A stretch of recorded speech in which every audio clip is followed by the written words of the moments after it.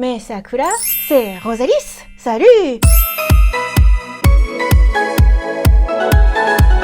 Aujourd'hui, je vous parle de mes lectures au Japon 2020 par magazine de prépublication et par éditeur de manga. Allons-y! Deux bonnes raisons pour faire cette vidéo aujourd'hui. La première, c'est que Morgane est en train de tout jeter à la poubelle, donc tout ça va disparaître. Ah, sayonara! Mais c'est normal, hein, si jamais ça vous fait un choc! Ah, j'ai donné un coup au micro. Si jamais ça vous fait un choc, sachez que ce qu'on collectionne, c'est pas les magazines de prépublication, normalement, ça c'est vraiment du temporaire. Ce qu'on collectionne normalement, c'est les tankobon, les formats volumes reliés. Mais voilà, j'y reviendrai. La deuxième raison, c'est que c'est très intéressant de savoir quel est l'esprit d'un magazine de prépublication et du coup, quels sont les mangas qu'on aime lire à l'intérieur. Ça permet par exemple, quand on est un peu perdu sur « Tiens, qu'est-ce que je lirais comme manga? Ah, il y en a trop, je sais pas quoi faire !» Eh bien, si vous êtes familier, si jamais vous vous reconnaissez dans l'esprit éditorial d'un magazine, vous pouvez vous dire « Tiens, je vais aller lire ce qu'il y a d'autre de prépublié dedans. » Voilà, c'est hyper intéressant aussi, ça donne du contexte. Il y a certains types de magazines qui réclament plus de choses que d'autres. Donc voilà, donc le projet, c'est du coup de parcourir ces deux piles que je vous ai préparées. Il y en a plus, hein, normalement, si vous avez vu la vidéo de Mangatech de Morgane, il y a aussi beaucoup de magazines pour enfants, pour CNN, pour... Enfin, beaucoup de choses, même du Yuri. Moi, je me suis concentrée sur, d'une part, du shonen, manga, donc manga à destination petits garçons, et du shoujo manga, manga à destination de petites filles. Alors c'est parti, on commence. Donc shonen manga, par cette pile là, et on commence par celui que vous connaissez le plus, à vrai dire, qui est donc le Shuken Shonen Jump. Donc à chaque fois, je vais vous préciser en fait ce qui est hebdomadaire, ce qui est mensuel, parfois bimensuel. C'est très intéressant. Donc je commence à chaque fois par l'éditeur, puis le magazine de prépublication, et après, quels sont les mangas qui sont prépubliés dedans que j'aime bien. Donc c'est l'éditeur Shueisha, que à tort, on a tendance à prononcer Shueisha avec un i, sauf que si vous vous souvenez, mes vidéos de prononciation japonaise, le i en fait, c'est pas un vrai i, ça vient allonger la voyelle e, donc ça fait et pas e. Et d'autre part, c'est shu allongé, donc shueisha. Voilà, donc shueisha. Shukan, à chaque fois que vous verrez shukan, en fait, c'est pour dire hebdomadaire, c'est publié par semaine. Donc c'est ce qui fait que parfois c'est écrit weekly, donc c'est la même chose quoi. Shonen Jump, c'est ce que Morgane vous fait comme chronique chaque lundi. Donc on a l'habitude, dès qu'on est au Japon, il y a les chroniques du weekly Shonen Jump chaque lundi. Donc ce que j'aime bien lire dedans, déjà en top, c'est The Promised Neverland, dont il y a la jolie couverture avec Emma. Au revoir Emma! Ça c'est bien terminé, donc voilà, j'avais pas eu l'occasion d'en faire une vidéo pour dire à quel point j'ai aimé ce manga et à quel point j'ai aimé la fin. Donc voilà, ça se termine sur 180 chapitres, c'est une belle fin, c'est un superbe chef-d'œuvre. Au passage, vous avez l'habitude avec ma vidéo qui parlait de mes coups de cœur shonen, mes coups de cœur shoujo d'autre part. À chaque fois quand je mets des plus, des égales, des moins et tout, c'est pour en donner ce qui pour moi a fait écho avec moi à une telle période. Ça veut pas dire que c'est supérieur, c'est juste que à cette période-là, j'ai beaucoup aimé ce manga, plus qu'un autre. Voilà, donc il y a The Promised Neverland. J'en parle pas plus parce que de toute manière, dans justement mes vidéos shonen et shoujo, j'avais beaucoup parlé des plots et tout ça. Ensuite, il y a aussi Kimetsu no Yaiba, qui s'est aussi terminé. Donc vraiment, tu as deux beaux chefs-d'œuvre qui se sont achevés dans le Weekly Shonen Jump. Attends, je pense que je vais mettre à plat l'un et debout l'autre. Sachez que Shueisha est très comment dire, est très à cheval sur les droits d'auteur, donc je vais essayer de pas vous montrer le contenu. Par contre pour les autres magazines je vous montrerai des pages antérieures. Donc là on va surtout montrer les couvertures, mais ça tombe bien puisque Morgane n'a pas encore jeté grand chose pour ce qui est du Shonen Jump, donc j'ai encore pas mal de jolies couvertures. Donc il y a aussi One Piece, hein, évidemment. Ah oui, ce que j'avais mis aussi au-dessus, c'était Mashle. Donc je pense que Mashle, j'avais prévu des petits post-it. Alors, ok, on va y aller délicatement. Hein. Alors, Boku no Hero Academia. Ha! Bon, de toute façon, vous connaissez, hein, My Hero Academia. Mashle! C'est un gros coup de cœur, hein. Franchement, pour moi, ça me fait mourir de rire. Autant que One Punch Man, Sekiksuo. Et ici, nous avons Black Clover. Voilà. Donc, je disais, il y a One Piece. Donc, de toute façon, je pense que vous savez, hein, ce qu'il y a de prépublié dedans. Dr. Stone. Alors après, on passe à des nouveautés avec Time Paradox Ghostwriter, que Morgane prononce très très souvent Time Paradox Ghost Rider, comme Kamen Rider. C'est comme s'il faisait de la moto, quoi. Mais bon, du coup, c'est le running gag quand vous regardez les chroniques du Weekly Shonen Jump de Morgane. Essayez de capter ce petit détail. Alors ici, on a aussi Jujutsu Kaisen, que je me suis tout enfilé d'un coup. C'est pas mon préféré, mais bon, ben, je l'ai lu quand même. Ok. Au fur et à mesure, les piles, je vais devoir les décaler un petit peu. On va en laisser quelques-uns pour faire passer au-dessus. Donc ça, c'était pour vraiment le shonen neketsu. Donc en fait, à chaque fois, il s'agira de sauver le monde, de dépasser ses limites, d'être le plus fort possible, et voilà quoi. Donc l'esprit, c'est l'esprit de la passion, l'essence même. Très bien, on passe ensuite à Shueisha, toujours, avec issu du Jump. En fait, tu as le Jump papier, que du coup, tu peux trouver partout, dans les combini, dans les librairies, etc., qui est énormément lu. Et tu as aussi les applis mobiles, les livres numériques, enfin voilà, tout ce qui est digital. Donc tu as l'app Jump Plus, qui est un bimensuel. Enfin, en tout cas, les chapitres du manga dont j'ai envie de parler sont bimensuels. Donc, il y a Spy Family, que j'aime énormément, dont je vous ai parlé justement dans la vidéo Shonen Jump. On passe maintenant à un autre magazine qui, lui, est mensuel, toujours chez Shueisha. Donc là, on fait tous les Shueisha et après, on passe à un autre éditeur. Donc, c'est le V-Jump, que Morgane aime bien chroniquer aussi. Je me demande s'il va le chroniquer, celui-ci en particulier. Donc là-dedans, ce que je lis, c'est Boruto. Voilà, jolie couverture. Boruto, donc Naruto Next Generations. Ok, et puis dedans, il y a aussi du Dragon Ball et tout. Donc ça, c'est vraiment le truc de Morgane. Ensuite, on passe à un autre mensuel, toujours chez Shueisha, qui est le Jump Square, qu'on peut appeler aussi Jump SQ, parce que c'est SQ, mais c'est Square. À l'intérieur, il y a Ao no Exorcist, qui en est à une très très belle étape. Là, du coup, il y a des artbooks qui sortent, c'est la fête.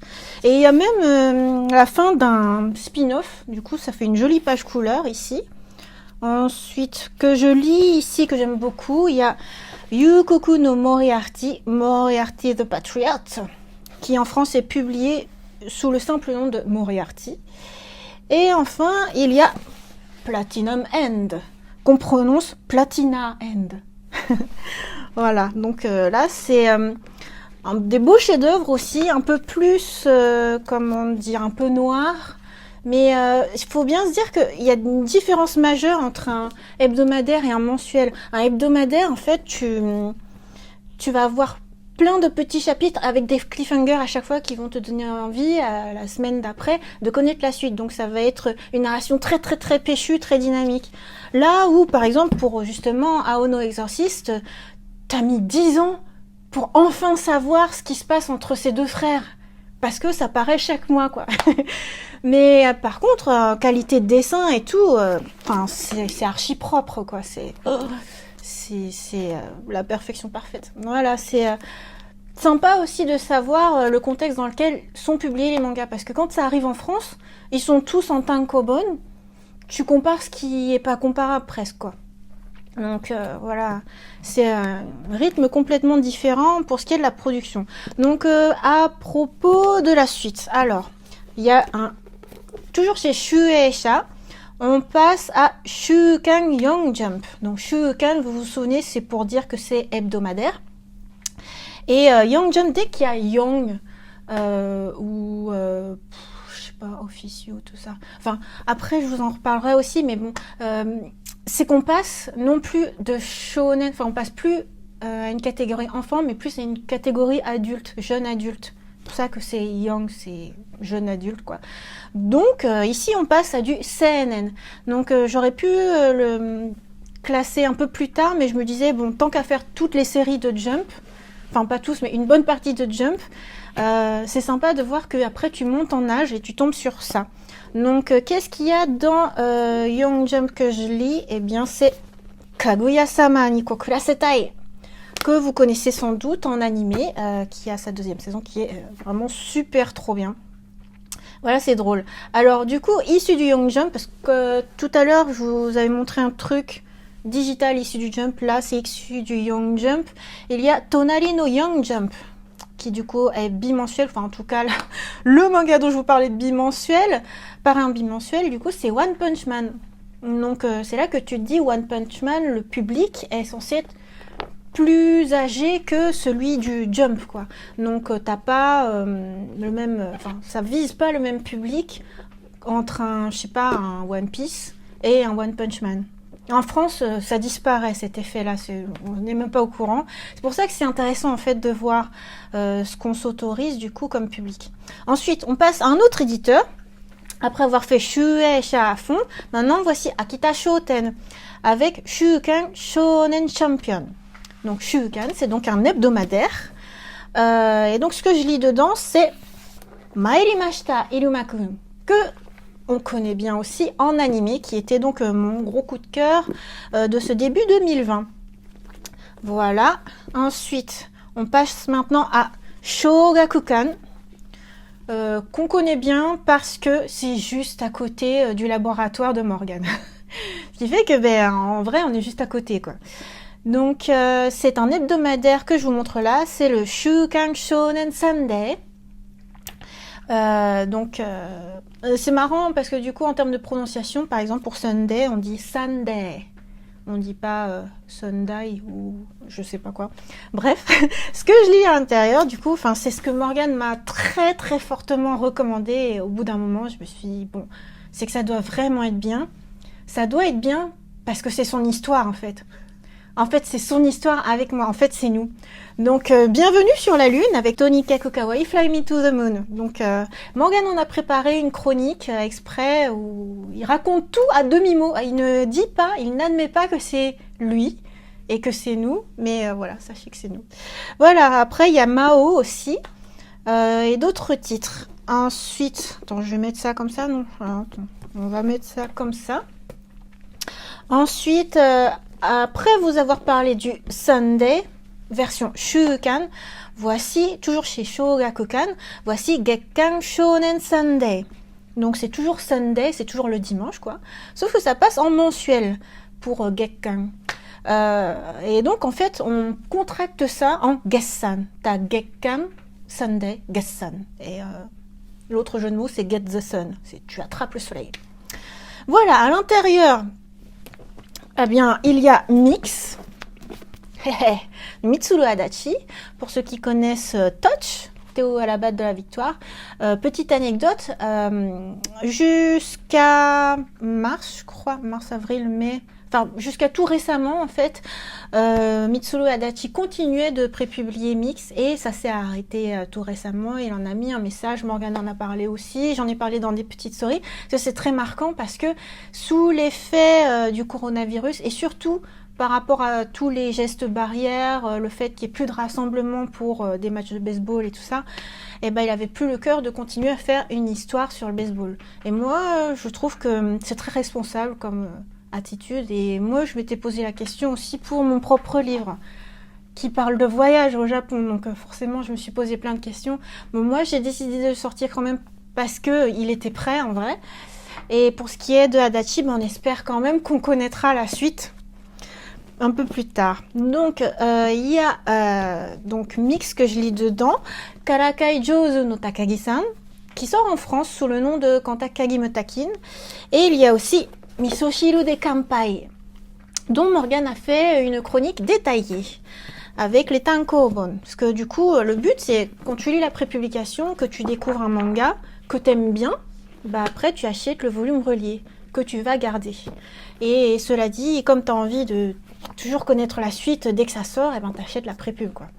Et l'avantage aussi des prépubs, c'est que des fois il y a des pages couleurs et c'est exclusif aux magazines de prépub. Souvent ça n'apparaît pas à l'intérieur des tankobon. Voilà pour ce qui est du format. Donc là on est sur le mensuel. Et en fait l'anecdote, c'est que très souvent quand on parle avec Morgane, il me parle du Sunday et moi je pense qu'il parle du Gessan. Mais parce que les deux c'est Sunday. En fait à chaque fois c'est ça, quoi. T'as la version hebdomadaire, t'as la version mensuelle et ça porte un peu le même nom. Ah, juste après il y a un nom de magazine qui est marrant à ce sujet. Alors j'ai un peu tout mélangé, mais on passe à la suite. Ah mince, ça cache la pile de shoujo. Bon alors je vais poser ça à côté de Morgane. Voilà. Alors ensuite on passe justement, quand je vous parlais de nom, c'est très marrant pour ce magazine-là. Donc maintenant on passe chez l'éditeur Kodansha. Donc là c'est pareil, hein, le O il est allongé, c'est Kodansha, pas Kodansha. Et pas Kodansha justement, Kodansha. Bref, avec le Shukan Shonen Magazine. Donc, quel est le nom de ce magazine? Eh bien son nom c'est Magazine. C'est trop pas pratique, quoi. Donc des fois on est en train de parler avec Morgane et puis il me dit « Ah ouais, j'ai lu le magazine et tout, c'était trop intéressant, blablabla. » T'as lu quel magazine? Bah le magazine. Voilà, c'est le magazine. Donc, à l'intérieur de ce Shonen Magazine, il y a de très très bons titres. Pour vous parler de l'esprit du magazine, mais j'aimerais que Morgane refasse d'autres vidéos qui parlent vraiment de l'esprit de chaque magazine et pas en particulier de ce magazine qui est magazine. Enfin bref, c'est le magazine qui prépubliait Fairy Tail de Hiro Mashima. Donc quand on pense Hiro Mashima, enfin quand on pense Fairy Tail, on pense au fait qu'on a plus de force en combattant avec ses amis. On pense au fait aussi qu'il y a beaucoup de ecchi, c'est-à-dire du fanservice avec des gros seins, que bon, c'est pas toujours très utile, mais bon bref, c'est quelque chose qu'on subit. Enfin moi en tout cas, je trouve que c'est à chaque fois assez inutile. Mais du coup, t'as des jeunes filles pulpeuses bien faites et tout. Voilà, je trouve que ça caractérise beaucoup le Shonen Magazine. Et pour cause, parce que là, je vous montre des couvertures où ce sont des filles, où sont des mangas, mais en fait, vous voyez que des fois, les magazines ont pour couverture des filles ou des idoles, et des fois, elles sont pas toujours très habillées. Mais bon, bref. Donc, dans Shonen Magazine, ça commence par des pages sur des idoles, justement. Mais il y a... Attends. C'est vraiment ça que je voulais... Ah non, ça c'est un post-it de Morgane.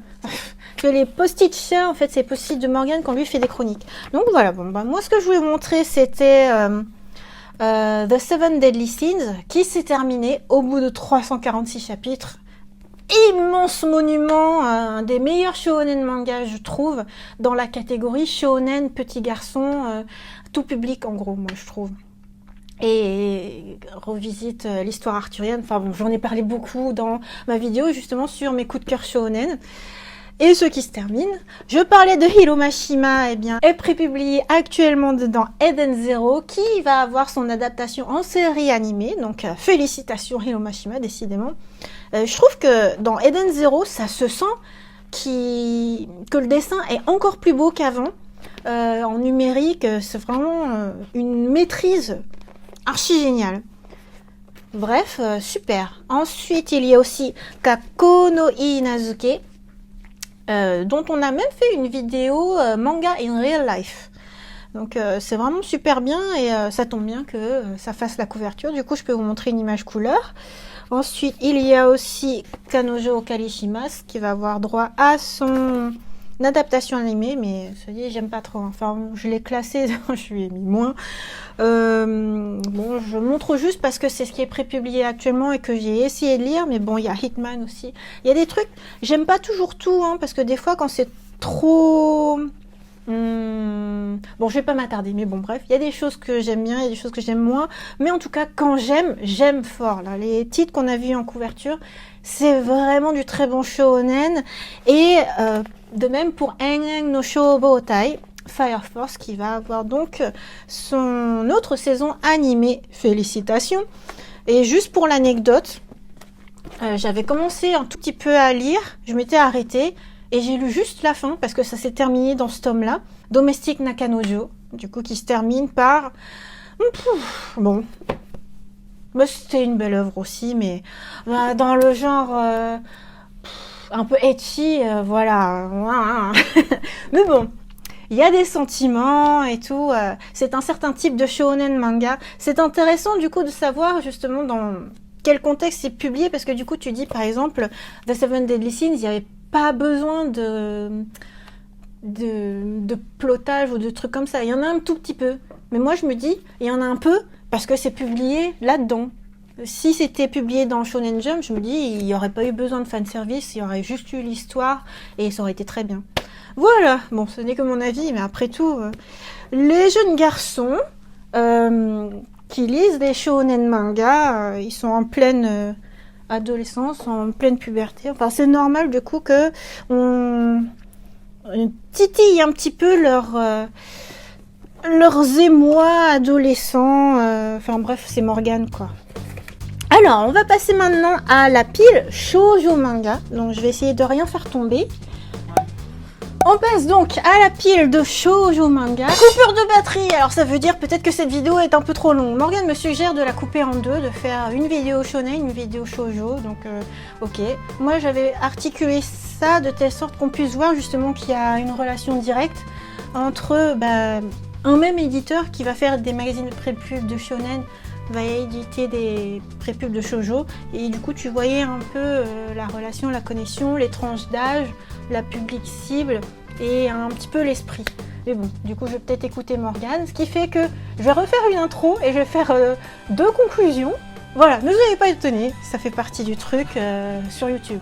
Bon alors c'est parti. Et voilà pour mes lectures au Japon 2020 par un magazine de prépublication et par éditeur japonais de manga. J'espère que ça vous a plu. Côté shonen manga, j'espère que ça vous permet de voir un peu plus dans quel contexte et puis un petit peu la séparation entre magazines.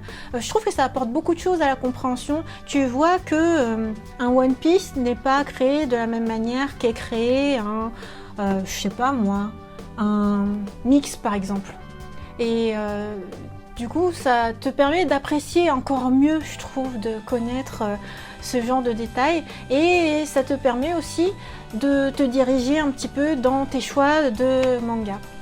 Voilà mes Sakura, je vous donne rendez-vous à la deuxième partie de cette vidéo qui est donc la pile de shoujo manga. Bye bye.